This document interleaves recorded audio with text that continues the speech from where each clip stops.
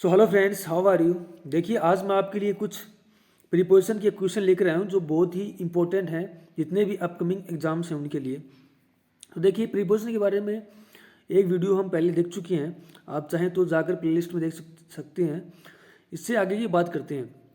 तो देखिए, आज हमारा जो पहला क्वेश्चन है वो है there is a cat sitting खालिस्तान द टेबल। तो हमें बताना है कि जो खालिस्तान है इसमें कौन सा, तो चार ऑप्शन दिए उसमें से कौन सा इसका आंसर होगा। तो देखिए, कैट है वो क्या कर रही है, बैठी हुई किसके ऊपर, टेबल के ऊपर।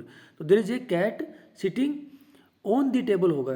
ठीक है, ऑन द टेबल यानी जो कैट है वो क्या है, वो टेबल के ऊपर बैठी हुई है। देखिए देखिए, ओवर मीन्स क्या होता है। देखिए, अगर कोई वस्तु है, कोई चीज़ है, वो हमारे सर के ऊपर है लेकिन हमें टच नहीं कर रही है। जैसे सपोज कि यहाँ पर ये कोई वस्तु है, अगर यहाँ पर वो चीज़ है, ठीक है।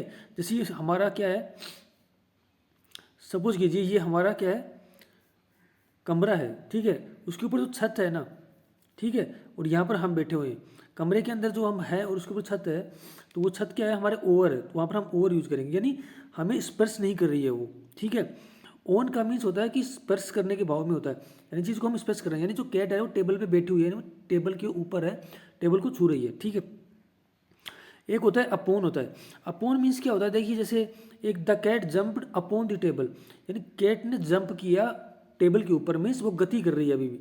तो अपॉन का अर्थ होता है गति के संदर्भ में। ठीक है, तो यहाँ पर बाई के स्थान पर आप ऑन ऑप्शन कर लीजिएगा, तो इसका जो आंसर होगा वो डी ऑप्शन हो जाएगा, ऑन। ठीक है, there is a cat sitting on the table. Under means नीचे होता है, तो ये आंसर नहीं होगा। बिलो भी नीचे ही होता है, तो ये भी आंसर नहीं होगा। तो इसका जो आंसर होगा वो डी ऑप्शन हो जाएगा। ठीक है फ्रेंड्स, तो देखिए फ्रेंड्स, अगला जो हमारा क्वेश्चन है वो है वी नीड ए रूफ खालिस्तान us. We need a roof. अभी थोड़ी देर पहले ही मैंने बताया है कि जैसे ये कमरा है, इसके अंदर हम बैठे हुए हैं, तो इसके ऊपर जो ये छत है ये क्या होगी, हमारे ओवर होगी। ठीक है, ऊपर होगी, तो ऊपर के अर्थ में हम ओवर का यूज करेंगे क्योंकि वो हमें टच नहीं कर रही है। We need a rough, we need a roof over us. Roof means होती है छत होती है। ठीक है, we need a roof over us. तो इसका जो आंसर होगा वो बी ऑप्शन हो जाएगा फ्रेंड्स। देखिए फ्रेंड्स, अगला जो हमारा क्वेश्चन है वो है आई गो टू स्कूल खालिस्तान बस। देखिए, अगर हम किसी साधन के माध्यम से जाते हैं, ठीक है, जैसे हम किसी व्हीकल से जाते हैं, तो उसके लिए हम हमेशा बाई का यूज करेंगे। जैसे we went there by bus, by car, by bike. ठीक है, ठीक है, बाई साइकिल। तो वहाँ पर हम किसका यूज करेंगे, बाई का। ठीक है, तो हमेशा इनके पहले बाई का यूज होगा, तो इसको हमेशा याद रखिएगा। तो इसका जो आंसर होगा वो बी ऑप्शन हो जाएगा फ्रेंड्स। देखिए फ्रेंड्स, अगला जो हमारा क्वेश्चन है वो है Elms were distributed Khalistan the beggars.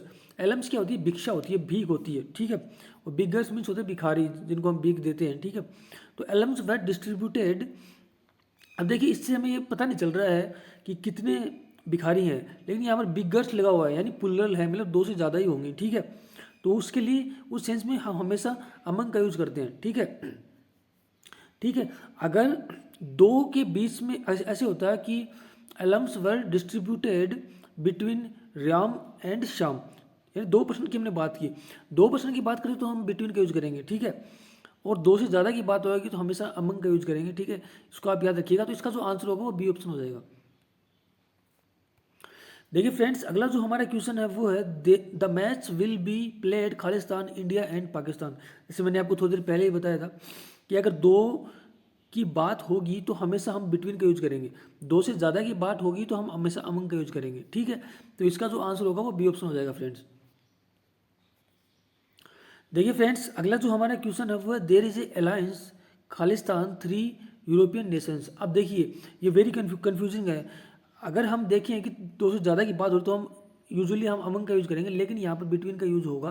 क्यों होगा बिटवीन का यूज, क्योंकि हमने तो यही पढ़ा है अब तक कि दो के लिए हम बिटवीन का यूज करेंगे, दो से ज़्यादा के लिए अमंग का यूज करेंगे। लेकिन अगर अलायंस की कभी बात आ जाए, अलायंस की बात आए, ठीक है, तो उस संदर्भ में हम हमेशा बिटवीन का यूज करेंगे। ठीक है, तो यहाँ पर इसका आंसर होगा बी ऑप्शन हो जाएगा। अब ऑप्शन में इसको समझ लीजिएगा, अगर अलायंस की बात हो तो हम वहाँ पर बिटवीन का यूज कर सकते हैं, दो से अधिक के लिए भी। ठीक है, और अलायंस के साथ हमेशा एक प्रीपोजिशन आती है विद प्रीपोजिशन, तो उसको भी याद रखिएगा आप। ठीक है, तो इसका जो आंसर होगा वो बी ऑप्शन हो जाएगा फ्रेंड्स। तो देखिए फ्रेंड्स, अगला जो हमारा क्वेश्चन है वो है there is no enmity Khalistan him and me. अब देखिए दो व्यक्ति की बात कर रहा है, एक तो किसकी बात कर रहा है, हिम की, और एक मी की बात कर रहा है। यानी हमें पता चल गया कि किसका यूज़ होगा, बिटवीन का यूज़ होगा। लेकिन इससे इंपॉर्टेंट एक चीज़ और है जो आपको याद रखनी है कि अब देखिए यहाँ पर बिटवीन आएगा, तो बिटवीन के बाद जो ये प्रोनाउन है, हमें पता है कि हिम भी प्रोनाउन है, किससे बना है, ही से बना है, ही हिज हिम, ही हिज और हिम, हमें पता है, ठीक है। और मी का भी हमें पता है कि आई, माई और मी होता है, ठीक है। तो हमेशा बिटवीन के बाद ऑब्जेक्टिव केस के प्रोनाउन का प्रयोग होगा, आप इसको ऐसे समझिए, ठीक है। बिटवीन की बात कैसे होगा, ऑब्जेक्टिव केस प्रोनाउन का प्रयोग होगा। आपको मैं दोबारा समझाता हूँ। जैसे वहाँ पर क्या था, हिम था, तो हिम किससे बना था, हमें पता है कि ही, हीज और हिम होता है, ही हीज हिम होता है। और वहाँ पर क्या था, मी था, क्या था, मी था। तो मी का क्या होता है, आई, माई और मी, ठीक है।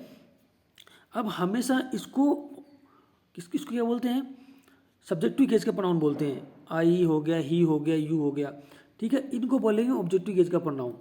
ही, हिम हो गया, मी हो गया, ठीक है। इनको पॉजेसिव प्रोनाउन बोलते हैं। इसको आप याद रखिएगा, मैंने आपको प्रोनाउन बताया हुआ अच्छे से। तो इनके बाद हमेशा ऑब्जेक्टिव केस के प्रोनाउन का यूज होगा, आप इसको याद रखिएगा। तो इसका जो आंसर होगा वो ए ऑप्शन हो जाएगा, ठीक है फ्रेंड्स।